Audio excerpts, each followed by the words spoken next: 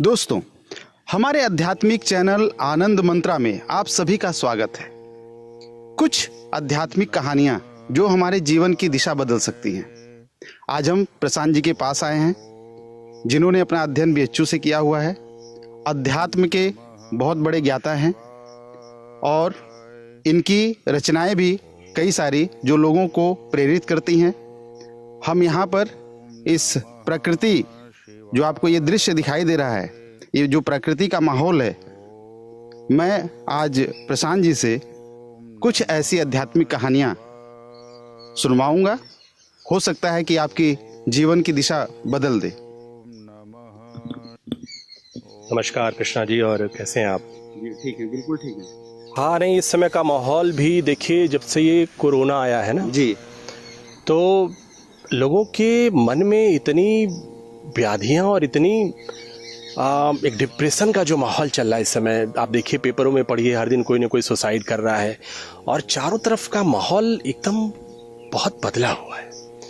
तो अब इस तरीके के माहौल में कौन हमको प्रेरित करेगा? जी, तो जो हमारा पुराना अनुभव है, जो हमारा पुराना साहित्य है, जो हमारे महान लोग हैं, उनकी जीवनी से जब हम प्रेरणा लेंगे तभी तो इस विषम परिस्थिति में हम अपने आप को सही रख पाएंगे, हमारी मानसिक दशा सही रह पाएगी।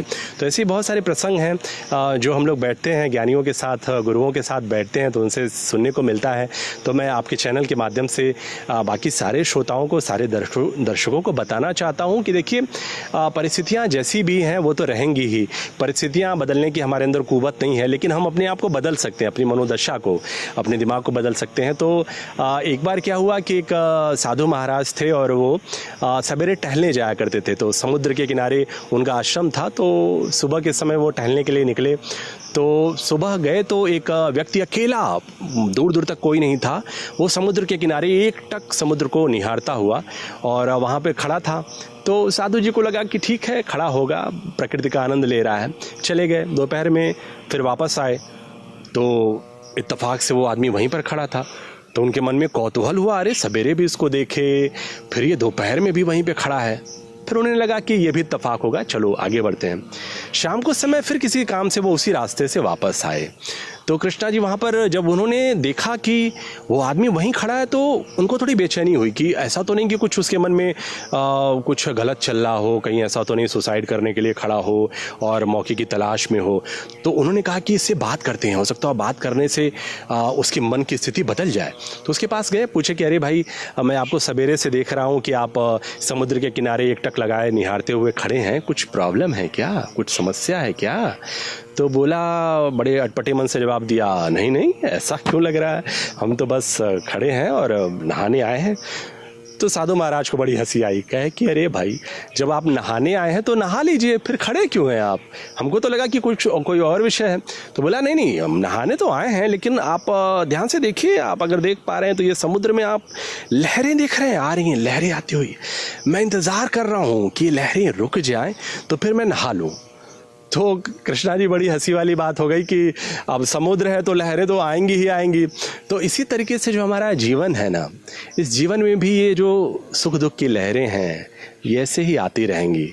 और आप अगर ये सोच के बैठे रहें कि ये दुख ख़त्म हो जाए, ये उत्सव ख़त्म हो जाए, ये हो जाए, वो हो जाए, शांति हो जाए, तब हम अपना काम करेंगे, तो मुझे लगता है कि उसी इंसान की तरह आप सुबह से शाम तक और शायद बरसों तक खड़े रह जाएंगे और समय निकलता चला जाएगा। अब जिनको नहाना होता है वो तो आते हैं और नहा के चले जाते हैं। तो उसी तरीके से उस समुद्र के ही माफिक हमारा जो जीवन है वो भी है। और जिनको नहाना होता है, जिनको अपना काम करना होता है, जो कर्म प्रधान लोग होते हैं, वो उन्हीं परिस्थितियों में आगे बढ़ते हैं और अपना काम करके निकल जाते हैं। तो आप सब ये जो माहौल है ना, इससे, इस कहानी से मुझे लगता है आपको बहुत सारी प्रेरणा मिली होगी। कृष्णा जी, आपका क्या विचार है कुछ? जी, जहाँ तक हम जानते हैं कि हमारे दर्शकों ने हमारे चैनल के माध्यम से एक प्रश्न, बड़ा अच्छा प्रश्न किया था कि जीवन में मनुष्य को शांति कब मिलती है, कब वो सुखी हो सकता है, कब वो सुखी या कंटिन्यू वो सुखी कैसे रह सकता है। जरा हमारे दर्शकों को इस सुख के बारे में बताइए, कैसे उसको शांति मिल सकती है। जी, चलिए, आपके सवाल पे मेरा एक आपसे ही सवाल है। कुत्ता होता है ना, कुत्ता, तो कुत्ता को आपने ऑब्जर्व किया होगा कि वो हड्डी के लिए जान देता है। वो सूखी हड्डी बरसों से ज़मीन में दबी हुई और उसको पा जाता है तो उसके लिए दो कुत्ते आपस में लड़ मरते हैं। तो क्या होता है उस हड्डी में, क्या होता है? आप हड्डी में तो कुछ भी नहीं रहता है। तो फिर वो उसके लिए इतना जान क्यों देता है भाई? बिना स्वाद के, बिना किसी कारण के तो इस धरती पर एक भी चीज़ नहीं घटित होती है। तो ऐसा क्या है कि वो... मैं आपको फिर से वो बता रहा हूँ, ये रहस्य है। कुछ लोगों को पता है, कुछ लोगों को नहीं पता है कि कुत्ता उस हड्डी को चबाता है जिस हड्डी में मांस भी नहीं होता है और खून भी नहीं होता है। वो हड्डी सूखी होती है, फिर भी कौन सा मजा आता है उसको, आइए हम जानते हैं। बहुत ही मुझे अपने गुरुओं से सुनने को मिला था, तो मुझे आज बड़े आपके सवाल पे मुझे ये बात याद आई, तो मैंने कहा आपसे शेयर करूं। तो होता क्या है कि हड्डी बड़ी सख्त चीज़ होती है, बड़ी हार्ड होती है। तो कुत्ता जब उसको अपने मुंह में लेता है तो उसको कुतरता रहता है, उसको दांत से दबाता रहता है।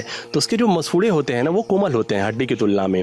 तो मसूड़े छिलते हैं, मसूड़ों से खून रिसता है और वो खून उसको स्वाद मिलता है उस खून का, और उसको लगता है कि इसी हड्डी में ही वो स्वाद है जो स्वाद है। और होता क्या है असल में, कहानी ये होती है कि वो उस हड्डी का स्वाद नहीं होता है, वो उसके अपने ही खून का स्वाद होता है। तो इसी तरीके से जो भोग होते हैं ना, जो वासना होती है, हमें लगता है कि हम ये भोग रहे हैं, हम ये सुख भोग रहे हैं और हम तो है ना सब समर्थ हैं।